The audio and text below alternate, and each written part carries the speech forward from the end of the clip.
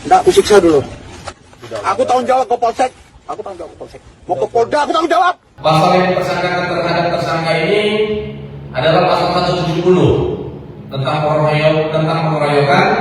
Tampang lesu Uban P, pelaku penganiayaan sopir truk dan pembakaran di Minas ditangkap usai buat laporan ke Polda Riau. Pelaku penganiayaan sopir truk di Minas, RBP alias Uban P ditangkap Satreskrim Polres Siak usai membuat laporan ke Polda Riau. Uban P ditangkap di depan Mapolda Riau, Senin tanggal 10 Februari tahun 2025, dan kemudian dibawa ke Mapolres Siak, di Kecamatan Dayun, Kabupaten Siak. Kapolres Siak AKBP Eka Ariandi Putra mengatakan Uban P ditetapkan tersangka setelah mengakui perbuatannya menganiaya seorang sopir truk di Jalan Chevron, Minas Barat.